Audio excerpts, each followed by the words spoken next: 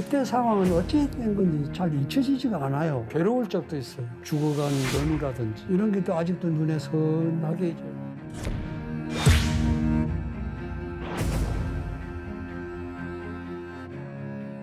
북한이 오늘 오전 동해상으로 단거리 탄도미사일 8발을 발사했습니다.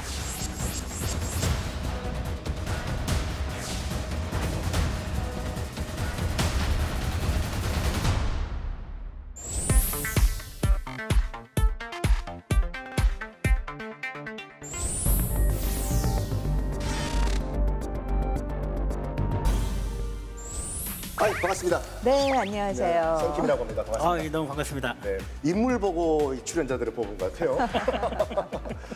자, 국방TV 특강 지식인 개편을 했습니다. 개편을 맞이해요. 7월부터는 매달 한 가지 주제를 놓고 저희가 이제 얘기를 하는 그런 컨셉인데, 자, 첫 번째 시간 주제가 뭘까요? 바로 북한 도발사입니다. 오. 최근까지도 북한이 계속해서 미사일 도발을 단행을 했었죠. 그럼 우리가 이쯤 돼서 북한이 도발이 6.25 전쟁 이후부터 어떻게 전개되어 왔는지 좀 공부를 해볼 필요가 있지 않을까라는 생각이 들어요. 그래서 1부에서는 50년대, 60년대, 70년대 도발사에 대해서 알아보고 2부에서는 80년대부터 최근까지 북한 도발사에 대해서 알아보고자 합니다. 3부에서는 여러분들이 가장 궁금해하는 북한 미사일에 관한 이야기를 하게 됩니다. 북한 도발사 백과사전 같이 들리는데, 자, 그럼 바로 북한 도발사를 한번 시작을 해보겠습니다. 박사님, 6.25 전쟁 이후에 50년대죠. 그렇죠. 북한의 도발 형태를 보면 우리가 알고 있는 난파 공작원, 간첩이 많이 내려왔거든요. 당시 보면은 우리 대한민국이 북한에 비해서 뭐 경제라든지 모든 면 군사적인 측면에서도 열세였었던 거죠. 그래서 당시 김일성이 6.25 전쟁에서 이기지는 못했지만 당시의 상황을 봤을 때 이 시점을 잘 활용하면은 또다시 북한의 목표였던 대남 적화 통일이 가능하다라고 본 거죠. 그런 측면에서 간첩 활동을 전개를 해갔던 시기라고 볼 수가 있겠죠. 네. 제가 기억하는 그 사건은 바로 이제 김정재 간첩 사건인데, 이 김정재란 인물 1949년 경찰 인사행정을 담당하는 대한민국 치안국의 경무과장까지 올라갔던 그런 인물입니다. 치안국 경무과장이란 레벨이 어느 정도인가요? 예, 오늘로 치면은 이제 경찰들에 관한 모든 인사, 행정을 모두 총괄했다.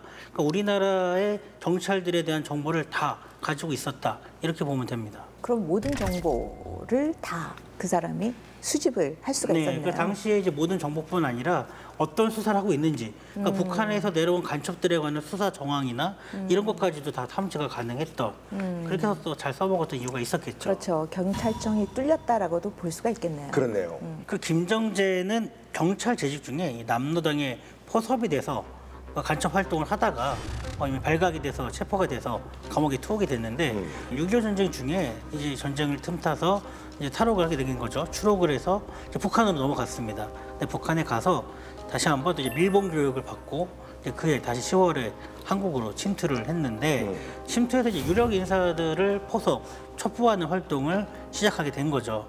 기록을 보니 57년 8월에 이 체포가 됐을 당시에 이제 접촉을 하거나 포섭을 했던 유력 인사들, 그러니까 장관급 또는 국회의원들에 대한 규모를 보니 무려 50여 명이나 됐던 것으로 알려졌습니다. 또 이 김정재라는 인물은 1953년 10월에 북한으로부터 공작금을 받는데 3,000달러를 받았습니다. 뭐 이 방송 보고 계시는 분들 300만 원 하고 계실 분도 계시는데 이건 1953년이거든요. 그렇죠. 1953년 제가 물가를 좀 알아봤는데 짜장면 한 그릇이 10원이더라고요. 그리고 당시 이제 우리나라 국민소득, 1인당 국민소득이 290달러, 그러니까 300달러가 안 되던 그런 시절이었는데 한 사람이 1년 동안 벌어들이는 돈보다 10배가 많은 돈을 공작금으로 받은 거죠. 그래서 56년이 되면 북한이 김정재를 초청을 해요. 왜 그랬을까요?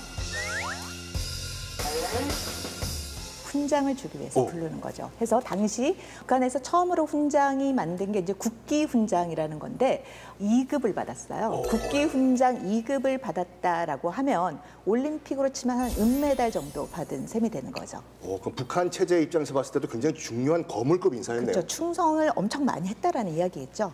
자, 얼마 전에 백악산 또는 북악산이라고도 하죠. 개방이 됐습니다. 청와대 뒷산인 북악산이 54년 만에 전면 개방됐습니다.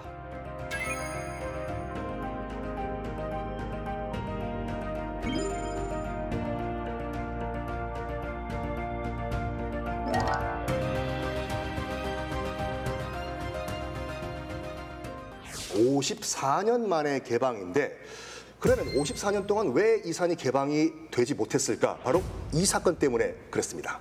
바로 이 사건으로 군에도 변화가 있었어요. 뭘 것 같아요? 글쎄요. 바로 여러분들이 전역을 하게 되면 위치가 현역에서 예비역이 되죠. 이때 예비군 제도가 만들어져서 그렇게 된 거예요. 또 상상도 못하실 일이 또 발생을 합니다. 뭐냐면 당시 군 장병들의 전역이 6개월 동안 뒤로 미뤄지게 돼요. 이런. 그리고 또 우수한 장교가 또 많이 필요했겠죠. 그래가지고 현재 경북 영천에 있는 육군 제3사관학교도 이때 만들어집니다. 당시에 군대뿐 아니라 학교에서도 큰 변화가 있었습니다. 바로 이제 교련 과목이라는 군사훈련을 하는 과목이 만들어졌습니다. 아마 요즘 2000년대 이후에 태어난 장병들은 전혀 경험해보지도 않았고 상상해보지 못한 그런 광경인데요. 바로 이 사건으로 인해서 이 모든 게 다 이루어진 겁니다. 1월 21일 밤 10시경 북한군의 무장간첩단이 어둠을 타고 감히 서울까지 와서 난동을 부렸습니다. 이번에 어떠한 임무를 가지고 내려오는 사람들이에요. 기본 청와대를 중심으로 해가지고 청와대 내부에는 박정희 대통령을 모아 따를 거하고. 우리 국민에겐 굉장히 무서운 사건이었습니다. 왜냐하면 무장 간첩이 바로 청와대 앞까지 올 수 있다는 것을 국민들에게 깨우침을 준 그런 사건이었는데 그러다 보니까 민간인 희생도 상당히 많았습니다. 일단 피해 규모를 좀 말씀드리면 북한 같은 경우에는 총 31명이 침투를 했고 29명이 사살을 당합니다. 한 명 생포가 되죠. 김신조 씨죠. 그리고 한 명은 미확인으로 분류가 됩니다. 우리 측 피해도 있었습니다. 최규식 총경, 지금도 자하문에 가면 또 동상에 서 있고 정종수 경사 전사를 하셨습니다. 또 김신조 씨의 증언에 따르면 멀리서 밤에 헤드라이트가 버스 헤드라이트가 올라오는 걸 봤대요. 지원 병력인 줄 알고 그 총을 쐈는데 시내 버스였습니다. 자, 안타깝게 우리 민간인도 4명이 사망하는 일이 발생했습니다. 굉장히 과감한 도발이잖아요. 그렇죠. 청와대를 습격해서 대통령을 사살을 하겠다라는 그런 임무를 띠고 모가지를 따러 왔다 이렇게요. 그렇죠. 네, 그런 표현을 제가 또 직접 언급하긴 좀 그렇고요. 제가 했습니다. 네, 잘하셨습니다. 김신조 무장공비 일당이 가지고 온 이 무장의 능력을 보면 사실 우리가 좀 상상하기 어려울 정도로 중무장을 했습니다. 직원단총, 또 권총도 각각 한 정씩 가지고 있었고 실탄도 무려 300여 발이나, 더욱더 주목할 부분은 수류탄을 무려 16개. 그중에 또 대전차용 수류탄이 8발이나 됩니다. 그러니까 이건 뭐 서울 시내에서 아주 대규모의 전투가 벌어질 수 있었던 겁니다. 보면 50년대랑 틀리게 60년대 이렇게 직접 침투를 해서 도발을 하는 걸 보면은 크게 두 가지 사건이 북한의 김일성에게 영향을 미쳤던 것 같아요. 그 하나는 바로 스탈린의 격하운동이 후르시초프에 의해서 시작이 됐는데, 보면 김일성은 자기만 권력을 유지하고 싶은 거죠. 유일 권력 사상을 갖고 싶은데 바로 스탈린 격하운동을 하면서 후르시초프가 집단 지도 체제로 한 거예요. 이건 굉장히 김일성이 자신의 권력을 유지하는 데 도전이 된 거죠. 그다음에 두 번째 사건은 쿠바 미사일 위기였어요. 당시 공산주의 맹주였던 소련이라는 나라가 쿠바를 지켜주지 못하겠구나 라는 것이 굉장히 김일성한테는 충격이었던 거죠. 이런 두 가지 사건으로 인해서 주체 사상이 정립되기 시작하는데, 바로 경제에서는 자립, 그다음에 정치와 외교에서는 자주, 그리고 국방에서는 자위라는 개념으로 주체 사상이 북한의 모든 전 분야에서 체계화되는 시점이었던 거죠. 바로 그렇게 체계화되는 시점에서 김신조 사건이 발생하게 된 거죠. 북한의 주체 사상은 1970년 제5차 당대회에서 당의 공식 이념으로 채택이 됩니다. 본격적으로 이 김일성의 우상화가 시작됐다, 이렇게 봐도 되는 거죠? 그렇죠. 주체의 개념이 이게 만들어지면서 이제 문제는 뭐냐면 이 주체 사상이 어떻게 국방 분야에 영향을 미쳤냐라는 거죠.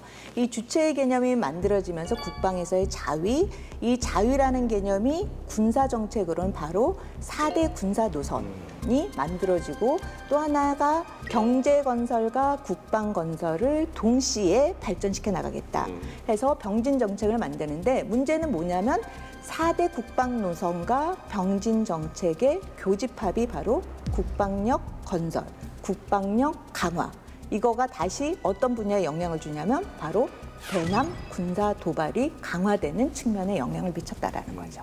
그래서 1960년대 보면은 남북 간의 교전으로 발생으로 인해서 사상자가 굉장히 많아요. 숫자가 보면은 우리 대한민국 국군 같은 경우에는 300여 명, 그다음에 미군 같은 경우에는 40여 명, 그다음에 북한군 같은 경우는 400여 명의 사상자가 발생할 만큼 무장공비 침투 사건 그리고 또 휴전선 부근에서의 교전으로 인해서 많은 사상자가 발생했던 시기라고 볼 수가 있겠죠. 네. 자, 이 배 1960년대에 북한 해군 초계정에 의해서 납치가 된 배거든요. 우리 박영환 연구원께서는 이 배 잘 알고 계시죠? 그럼요. 이게 푸에블로호라고 합니다. 네. 예, 미 해군 소속의 첩보함인데요. 1944년에 미 육군이 건조한 이후에는 한동안 이제 수송선으로 썼다가 뒤늦게 이제 1966년 정도에 첩보함으로 개조를 하고 나서 이제 투입한 지 불과 얼마 안 된 시기였습니다. 공해상에서 북한군이 초계정 4척을 급파를 해서 포위를 한 상태에서 납포를 했던 겁니다. 이제 외교적으로 이제 문제를 풀려고 했지만 굉장히 힘들었나 봐요. 그렇죠. 미국은 처음에는 소련을 통해서 외교 교섭을 하려고 했지만 소련이 거부를 했어요. 그래서 2월 2일 미국은 판문점을 통해서 북한과 비밀 협상을 시작을 하게 되는 거죠. 그래서 이루어지던 협상 끝에 크리스마스를 앞둔 12월 23일에 이제 승무원 82명과 그다음에 이제 시체 한 구를 판문점을 통해서 송환을 했습니다. 하지만 이제 그 각종 장비, 함정에 대해서는 북한이 몰수를 해서 가져오지 못했습니다. 울진 삼척 무장 공비 침투 사건 또한 1960년대 정말 대표적인 도발 사건인데 무엇보다도 이 민간인 희생이 상당히 많았어요. 네, 울진 삼척 무장 공비 침투 사건은 10월 말에 북한이 3차례에 걸쳐서 120여 명을 난파를 시켜서 12월 28일까지 우리가 약 2개월에 걸쳐서 소탕하기까지의 게릴라 작전이었는데요. 이거는 정말 그 6.25 전쟁 휴전 이후 북한이 벌인 가장 큰 도발이라고 볼 수가 있죠. 1960년대에 북한이 이렇게 무장 공비 침투를 많이 시도를 했던 건 사실 이제 중국의 마오쩌둥 전술을 활용한 부분이 있습니다. 그러니까 도시 주변에 농촌 지역에다가 이렇게 침투를 해서 거점을 만들고 도시를 포위하는 전술인데 이게 뭐 특정하게 한두 도시에만 한 게 아니라 전국적인 조직 체계로 만들어 갔던 겁니다. 그래서 이렇게 구축해 놓은 망을 활용을 해서 60년대 후반에 굉장히 많은 무장공비 침투가 발생을 했고 또 실제 이제 가족 단위의 사망자가 많이 나오는 민간인들 피해가 매우 커지는 그런 사태까지 발생이 된 겁니다. 그러니까 현지의 혁명 거점을 만들자 뭐 이거였군요. 그렇죠. 안과 밖에서 내통을 하고 협조를 해서 공비들이 침투를 하는 매우 효과적인 수법을 썼던 거죠. 그때 뭐 이렇게 일제 시계도 막 풀어주고 했다면서요? 뭐 제가 받아본 적이 없어서. 네. 자, 울진 삼척 무장 공비 사건 이후에 또 달라진 게 있습니다. 바로 계급장이 반짝거리면 안 된다. 적의 타깃이 될 수가 있죠. 그래가지고 어떻게 했냐? 다음부터는 그 포즈라고 하죠. 천으로 만든 계급장이 등장을 합니다. 보면은 지금 방금 무장공비라고 말씀하셨고 우리가 또 50년대 이야기했던 간첩이라는 이야기를 많이 했잖아요. 그러면 보면 여기서 제가 질문을 드려볼게요. 저희가 대답을 해야 되는 건가요? 원고에 없는 내용인데. 봐서. 보면 난파공작원, 그다음에 무장공비, 간첩 비슷한 듯하지만 좀 차이가 나 보이지 않나요? 왠지 무장공비가 제일 나쁜 사람일 것 같아요. 그거 알면 간첩 아닌가요? 이런 개그를 또. 네. 보면은 간첩과 무장공비를 다 합해서 어떻게 통틀어서 할 수 있는 말이 난파공작원이라고 볼 수가 있고요. 그중에 이제 간첩 같은 경우에는 대한민국의 각종 정보를 수집을 하고 비밀 조직을 만들고 남한 사회를 교란시키기 위한 그런 활동을 하는 반면에 이제 공비 같은 경우에는 게릴라전을 하기 위해서 무장력을 갖춘 사람을 바로 우리 대한민국 사회에 침투를 시킨 거라고 볼 수가 있겠죠. 1970년대 하면 바로 이 땅굴을 저희가 뺄 수가 없는 거죠. 1970년대 북한의 도발을 보면은 또 50년대랑 60년대랑 다른 특징을 보이고 있어요.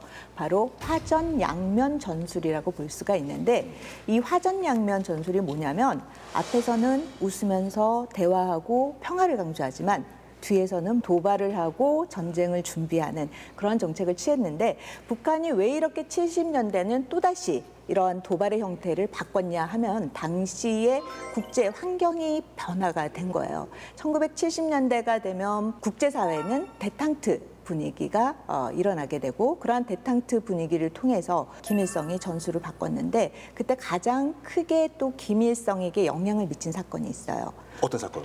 바로 닉슨 독트린을 의해서 주한미군 철수라는 것이 북한이 손을 안 대고도 미국이 알아서 주한미군을 철수를 하겠다라는 선언이 발표가 되고요.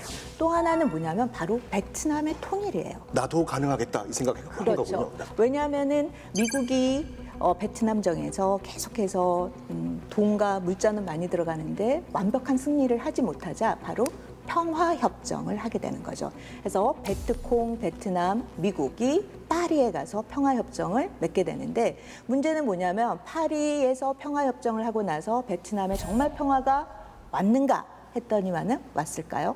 아니겠죠. 아니겠죠. 바로 베트콩이 통일을 해버리는 거죠. 이걸 보면서 김일성 머릿속에는 우리도 저러면 되겠구나. 그래서 그때부터 북한이 평화협정을 이야기를 하는 거예요. 평화협정의 대상자가 그 전에는 남북한 간의 평화협정을 이야기를 하다가 대상이 바로 미국으로 바뀐 거예요. 미국이랑 평화협정을 이야기하면 베트콩이 그랬듯이 적화통일을 할 수 있다라고 생각을 한 거죠. 문제는 그러면서 밑으로는 뭐를 했다? 땅굴을 팠다 이거죠. 그렇죠. 1974년 9월 남한을 빨리 해방시키기 위하여 지하에다가 은밀한 침투로를 조속히 구축하라는 교시로부터 시작되었습니다. 당시에 이제 기록을 보니까요. 제1땅굴은 그 크기가 높이는 1.2m, 넓이는 한 90cm 정도 됐습니다. 더 놀라운 건 이 궤도차가 다닐 수 있는 레일까지도 설치가 돼 있었습니다. 1시간에 또 일개 연대가 무장 병력을 한 상태로 또 중앙기를 갖춘 상태로 충분히 침투할 수 있는 그런 거였죠. 이 땅굴 같은 경우는 1땅굴보다 더 규모가 커졌습니다. 높이는 2m, 너비는 2.2m나 돼서 시간당 3만 명의 무장 병력과 전차, 차량, 야포 등이 침투가 가능한 겁니다. 제3땅굴 같은 경우도 대규모 땅굴로 만들어졌습니다. 차량과 중화기로 무장된 전투 병력이 한 3명, 4명이 동시에 선 상태로 지나갈 수 있어서 3만 명이 1시간에 침투가 가능했습니다. 아이고야. 처음으로 남북 간에 회담을 하게 된 게 1971년 9월 1일이에요. 남북 적십자 회담이 처음 열리게 되는데 그 시점에 북한은 저걸 파기 시작했다는 거죠. 그리고 1972년에는 7.4 남북 공동 성명이 있었죠. 이처럼 평화 무드를 통해서 남북 간의 대화가 이루어졌을 때 북한은 계속해서 저렇게 밑에서는 땅굴을 파면서 속전속결을 달성을 해나가겠다라는 그러한 전략과 전술의 임무를 하던 시기였던 거죠. 북한은 왜 땅굴을 파려고 했던 그 의도가 무엇이었을까요? 3가지 키워드로 말씀을 드릴 수가 있는데 바로 기습, 그리고 숨어야 되는 거죠. 은밀. 그리고 기습과 은밀성이 달성하고자 하는 목표는 뭘까요? 속전속결을 통해서 바로 전쟁을 하겠다라는 거죠. 이거는 6.25 전쟁 때 김일성이 추진하고자 했던 속전속결을 통해서 전장을 빨리 북한 걸로 만들겠다라는 그 목표와 동일하다라고 볼 수가 있겠죠. 네. 저는 70년대까지 북한이 이렇게 도발을 이어온 이유는 목표는 하나라고 보거든요. 적화 통일, 유일한 목표. 이것 때문이라고 생각하는데 그렇게 보는 게 맞죠? 네, 북한의 대남 적화에 대한 그 목표는 한 번도 바뀐 적이 없어요. 보면 50년대랑 60년대 같은 경우에는 북한이 상대적으로 우리보다 경제적인 우위, 군사적인 우위에 있었다라고 했기 때문에 굉장히 노골적인 그런 도발을 단행을 했다면 70년대부터는 북한과 우리의 경제 격차가 74년부터 벌어져요. 74년에 우리가 북한보다 처음으로 GDP가 앞서게 되는 거죠. 1인당 GDP가. 그때부터 북한이 평화적인 공세의 정책을 펼치기 시작하는데 이것도 한계가 있었던 거죠. 평화적인 공세 정책을 취했지만 앞서 봤듯이 제1땅굴, 2땅굴, 3땅굴이 발견이 되면서 북한의 의도가 드러나게 된 거죠. 드러나자 바로 공세적인 정책으로 다시 전환을 하는 그런 정책 변화를 우리가 알 수 있었습니다. 북한은 그때 당시의 시대 변화에도 불구하고 여전히 남북한 사이의 체제 경쟁에서 이 전략적인 주도권을 계속 갖겠다. 이런 목적에서 주도 면밀하게 이러한 전략 전술을 펼쳤다 이렇게 봐야 될 것 같습니다. 네. 자, 이렇게 저희가 첫 번째 북한 도발사라는 주제로 이야기를 나눠봤는데 우리 또 두 전문가님께서 말씀해 주신 것처럼 평화 공세에 우리가 속으면 안 되겠다라는 걸 느꼈습니다. 뭐 우리가 평화라고 하면 바로 떠오르는 72년도의 7.4 남북 공동성명을 준비하는 과정에서도 밑에 땅굴을 팠다. 이거 우리가 꼭 기억해야 될 것 같은데 우리 이호령 연구원님은 오늘 시간 어떠셨나요? 오늘 또 우리가 북한 도발사에 대해서 이렇게 이야기를 나누다 보니까 우리가 북한에 대해서 항상 이중적인 그 태도에 대한 생각을 우리도 같이 이중적으로 생각을 해야 되지 않을까라는 생각이 드는 거죠. 물론 북한과 대화 너무나 중요합니다. 대화를 하면서도 북한의 의도에 대한 그 생각을 절대 잊지 말아야 된다라는 거죠. 네. 저희가 운전할 때 앞에만 보지 않고 옆에도 보고 뒤도 보지 않습니까? 뒤를 어떻게 보시나요? 백미러로. 다 봐야죠. 항상 주변을 살펴야 되는 건데요. 늘 우리가 방어 운전하듯이 항상 방심하지 말고 항상 만일의 사태에 대비를 해야 되는 경각심을 가졌다. 이렇게 전 느꼈습니다. 네. 자, 이렇게 첫 시간 굉장히 즐겁고 유익한 시간이었습니다. 또 2회, 3회 또 저희가 더 알차게 준비를 하겠습니다. 여기서 또 인사를 드려야 되겠네요. 네네. 자, 함께해 주신 장병 여러분 감사합니다. 네, 감사합니다.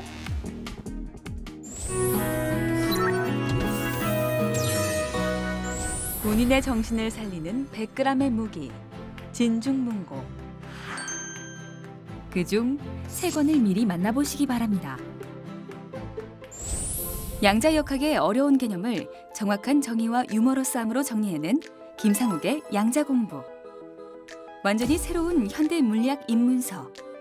흥미와 호기심을 자극하는 책. 물리학자들의 흥미진진한 시선으로 풀어낸 이해 불가능한 현상들. 어렵지만 재미난 양자역학의 세계. 김상욱의 양자공부입니다. 삶과 우주 그리고 이 모든 것의 궁극적인 질문에 대한 답. 일어날 일은 일어난다. 이 모든 것에 대한 답을 양자로 수렴된다는 것을 이야기하는 책. 우리가 어떻게 왜 존재하는지에 대한 하나의 긴 논증. 양자 이론을 배경으로 다양한 관점을 연결한 책. 일어날 일은 일어난다입니다. 현실과 메타버스를 넘나드는 새로운 경제 생태계의 탄생. NFT 레볼루션. 메타버스, 블록체인과 더불어 2022년 가장 주목해야 할 NFT. 우리가 창조하고 소비하는 모든 산업과 직접 연결되는 패러다임의 대전환. 디지털 자산 영역의 새로운 트렌드. NFT를 정확하게 이해해야 하는 책. NFT 레볼루션입니다.